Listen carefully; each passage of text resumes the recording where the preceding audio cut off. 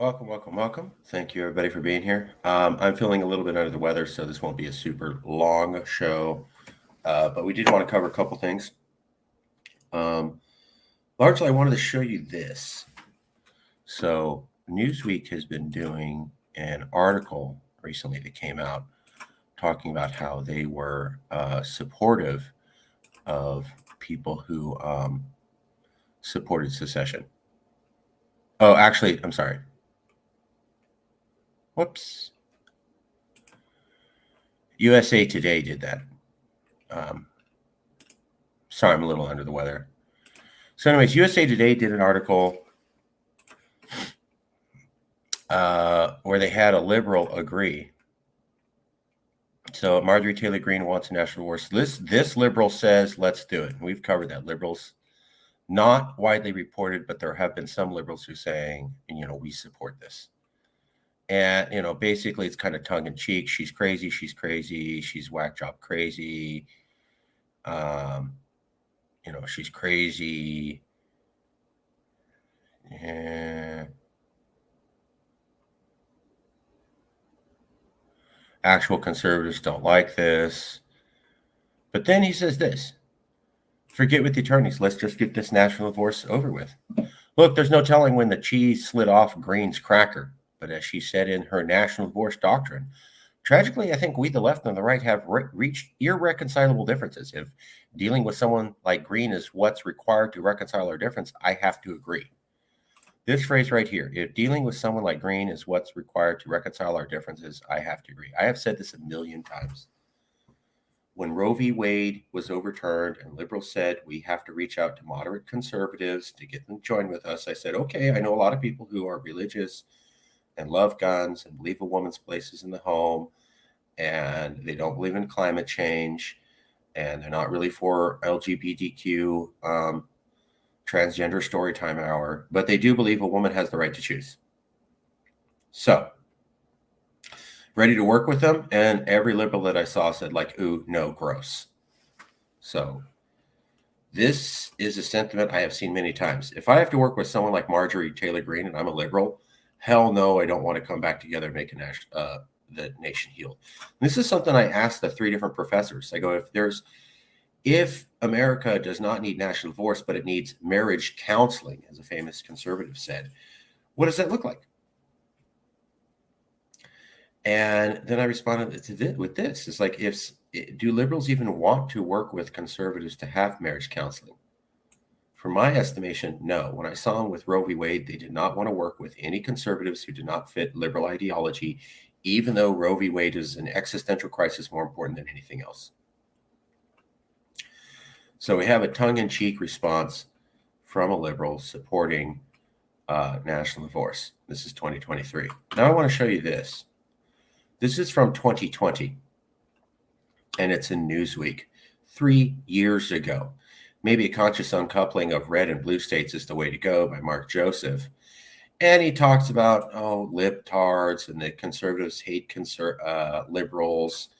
And Gwyneth Paltrow talked about how she wants to have a conscious uncoupling, not a divorce, a conscious uncoupling with her husband. And he was saying, maybe us liberals should back that up. If conservatives don't want to be around us, maybe us liberals should back this up.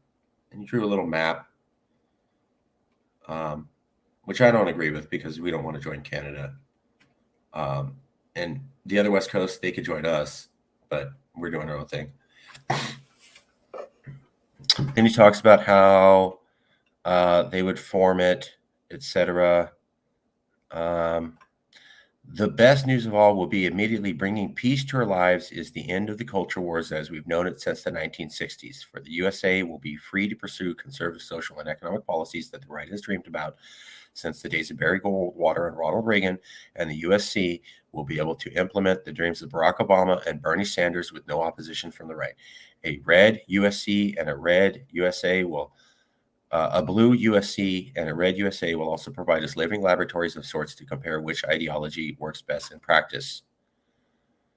So he's saying, we could have the policies that we want if we were independent, and we can't have those because we're having these culture wars to go on to the 1960s. Now, it's a little bit tongue-in-cheek, but here's Newsweek in 2020 talking about this. And then here's USA Today kind of saying the same thing 3 years later. So this was on February 12th, 2020. This is on February. That's, oh my God, dude, look at this. This is published on February 22nd, 2023. This is published on February 12th, 2020. These are almost exactly 3 years apart. Almost exactly 3 years apart. Maybe conscious uncoupling of the country is the way to go, 2020. Almost exactly 3 years apart. Here's another one, USA Today, liberals saying, oh, let's get out. But let me show you this thing. So here's Newsweek 3 years ago saying conscious uncoupling is the way to go. Then here's Newsweek this week. National divorce? No, thanks. Let's just follow the Constitution. Here's Chuck DeVore. And he was from California, moved to Texas to do policy. And he talks about you don't need secession. You just need basically federalism. Right, here we go. These regulators and officials invested with the power to create law, enforce law, and adjudicate law, then intrude into powers intended to be reserved to the states or to the people. This, in turn, builds resentment, fueling so-called talk of a national divorce. So he's saying the federal government doesn't need to push into the states with so many rules. You should let federalism happen. The states can be independent. And then we don't need to have talk of national divorce. Says talk of national divorce would be fraught with danger. And then he goes back to the tired trope, many other, well, if the colonies, if we split up, a foreign power would come and get us. And then he talks about how, in the Federalists, they said if they split up, Britain or Spain or France may come against them. I don't really buy it because Britain came for the 12 colonies and they beat them off with the French. So why should we assume that the 12 colonies can't fight off another European power when they just did it? Additionally, European powers were not stupid. If they saw this group fight off a European power in a long, exhaustive war that ruined England, typically that would encourage Spain and France to not invade, since they saw how another major European power had its economy decimated fighting that war. So there's some reasons not to believe this. Secondly, we can also point out, if we're going to go by famous people, oh, here's John Jay, I could point out that Thomas Jefferson himself said the West Coast should not be part of America, period, and said it was going to be a Pacific Empire.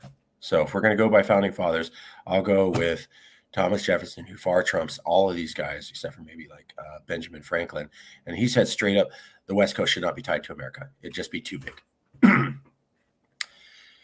So anyways, it's just interesting that you can see how here's Newsweek in 2023 when Marjorie Taylor Greene's talking about national divorce. Hell no, we don't want that. Now let's go back to 2020 when people were worried about Trump and liberals wanted a divorce. Hell yes, we do want that. So Trump's in charge. Maybe liberals need to go their own way. Literally March 2020. Biden's in charge. No, we don't need to go our own way. Let's just have federalism. Secession is bad. Biden's president. I guess it's on 3/23, but it said February. Okay, well, it's still basically a year to the day. So it's interesting that Biden's in charge. No, we don't need secession. Trump's in charge. Yes, we do need secession. And this was 3 years ago, and here we are 3 years later. Another liberal, like this guy, is kind of tongue-in-cheek saying, maybe we should look into secession. 3 years later, same article, and you can see how the original publication is trying to contradict itself. Hey, how's everyone doing? Daniel, Rich, how you guys doing? So that was basically it. Let's see here. Let me try to post up some of these comments.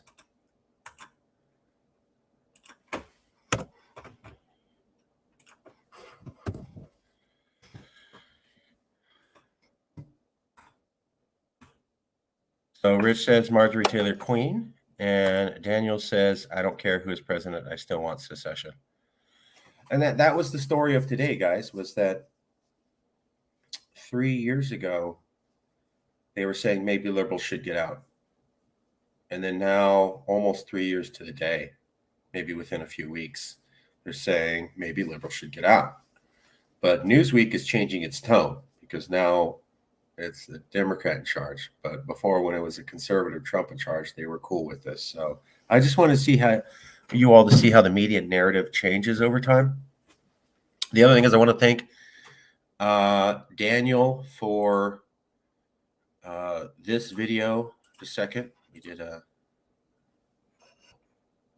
1 second.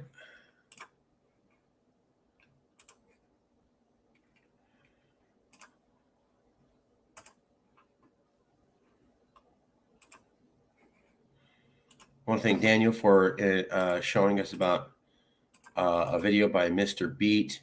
We did a show on that, and we wouldn't have known about that if it wasn't for Daniel. So thank you very much. Here's the show we did on Mr. Beat. Let's see. Let me show you Mr. Beat. Yeah. So this was the show we did on Mr. Beat. He did a show on what if the United States did get a national divorce.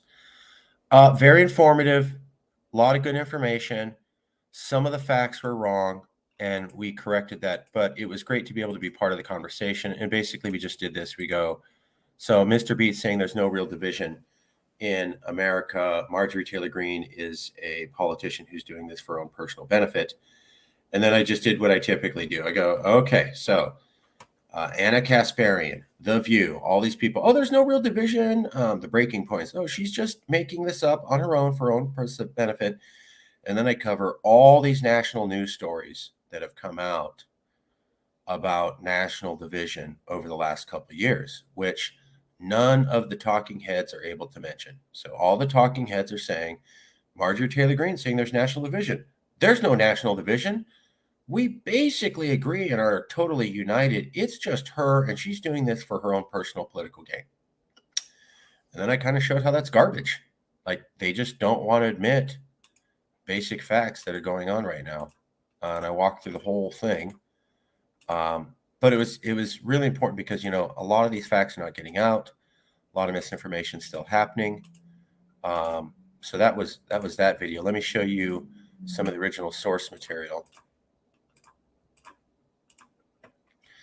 So this was the cover. Mr. Beat gets facts wrong. We were originally going to do it as this show. It's easy to split up states, but we merged them together, and it was a follow-up to this show. And what we talked about was that you can split up states easily. If you look at power districts, water supply, freeway networks, population maps, and voting populations, it's easy to recognize where the majority liberal population is from the rest of the conservative population, and to separate those into separate water and electrical districts. Once you have a reliable water supply and power supply, and you have adequate transportation, you're basically in the game to have a state that's operating. It has power, it has water, it has transportation. That means it can run its basic economy and provide for its people and handle transportation of goods. And then we split up these areas into the districts so that you had basically a large 3/4 of the state that was rural and red, and about 1/3 or 1/4 of the state that was blue. But it allowed them to be separated in a way that could work almost immediately, because power districts are separate from one another. Water districts are separate from one another. So those boundary lines already exist within the state. They're internal boundary lines. We could use those as the access point for splitting these up. So there's Georgia, Texas, Illinois, Oregon, and California. And I showed you how basically you could split these up into two separate states, red and blue. Oregon, Illinois, Texas, Georgia, and California, and how it's relatively easy. But most of what I covered was this.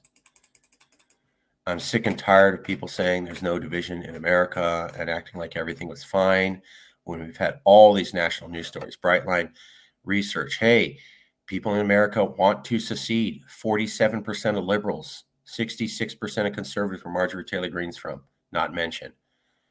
80% of Biden and Trump voters view the other side as a clear and present danger to America. All the elected officials of the other side and all the voters of the other side is a clear and present danger to America. 41% of Biden voters want national divorce. 52% of Trump supporters back national divorce. This survey is 2 years old, about a year and a half, not mentioned at all. Here's some of the bylines where they show that. Really hard statistics, difficult to take in. Then we went over the big sort, which was covered in 2008 and covered again in 2022, which showed that people were fleeing based upon political preferences. I talked to Professor Ryan Griffiths about that.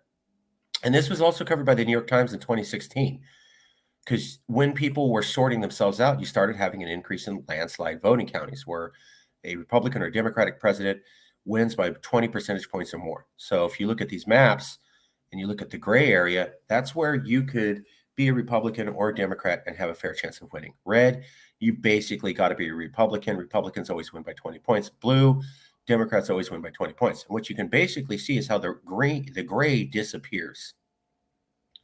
It just disappears from 1992 to 2012 and then all the way to 2016. And I really like this because people go, well, social media is dividing us. Really? Social media didn't become the force that it is until maybe 2015, 2016. This is showing how 1992, 2000, 2012, 2 decades before social media became a big thing, we were already having this division. How did social media make it happen when it's been going on for 2 decades prior? And if it's about social media, then how come NPR didn't mention that at all, or New York Times when they talked about this division? And again, the bigger question is, how come Anna Kasparian and Breaking Points and Mr. Beat have to pretend none of these news stories came out, none of this has been going on, everything's fine, these are not national news stories, we've never heard of these things before? The other one, my favorite, is you can look at the presidential elections map. So there's the map on 2000 on the left, the map on 2020 on the right. See how there's a lot of pink in the left map, and there's not as much pink on the right map, and there's some light blue, but there's not as much light blue. So you go from the left, which is a lot of pink, a lot of light blue, to the right, which is hard red and blue. That's the landslide voting counties where people shifted from being somewhat moderate or slightly conservative or slightly liberal to hardcore conservative and hardcore liberal. These maps are publicly available. This information is 3 years old. This pattern has been documented for 2 decades. Here's another one. 204 election, 220 election. Look at the amount of purple on the 2004 map. Then look at the lack of purple and more hard red and blue. So I would call your attention to the southwest and to the northeast, and specifically the upper Midwest around Minnesota, and then some of the south, and you'll see a lot of purple. And then by 2020, it's almost all gone. No purple. So again, took about 30 seconds to find these things. These are national news stories. Nobody's covering this now. Everybody, including Mr. Beat and Anna Kasparian and Breaking Points and Crystal and Sagar, act like there's no division. What are you talking about, Marjorie? You're making it up. How's Marjorie Taylor Greene making up patterns that go back to the year 2000? She's been able to single-handedly cause division in America for the last 23 years by herself. Then there was this survey by Time Magazine. Would you even date someone from a different political belief? Hell no. It went from about a third to half of the people in America will not date someone outside of their political party in 2020. That's an increase from 2012 to 2020.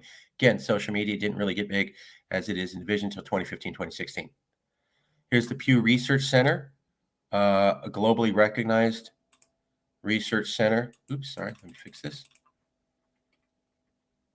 Partisan divide, even larger on political issues, 2017. Here's a chart that shows when we look at race, religion, school attendance, education, age, gender, every difference there is between people. All of them stayed static from 1994 to 2017. Again, a 20-year period, basically ending 1 year before social media really got really big. But if we look at party affiliation, it goes from 15 to 36, or doubles, while none of the other considerations increase. So people are being more polarized on party. This has been documented since 1994 by Pew Research Center, one of the most respected survey and research tanks in the earth. And here's Sarah Silverman. Maybe we should break up. That made national news. Everyone forgot. Here's Ron Perlman. Maybe we should separate. February 3rd, 2022. Everybody forgot. Here's Joe Biden did his ultra MAGA speech with a blood red backdrop and United States Marines, and scared the crap out of half the country by saying 74 million Americans are enemies of the state. It was so bad that independent voters say Biden's attack on MAGA Republicans went too far. And he also scared some of his fellow Democrats, causing major division. National news story. Everyone forgets, not covered at all. And then Trump leaves America's most divided since the Civil War. Everyone forgets that. So I just found it incredible, the amount of collective amnesia that happened with Marjorie Taylor Greene's tweet. All those facts gone. What? Division in America? No, nothing like that's been going on. It was a gaslight job of levels I haven't really seen in a while. And it was all a lie. So that's what we covered, basic facts that the mainstream media doesn't want you to know. Yeah, I totally agree, Daniel. So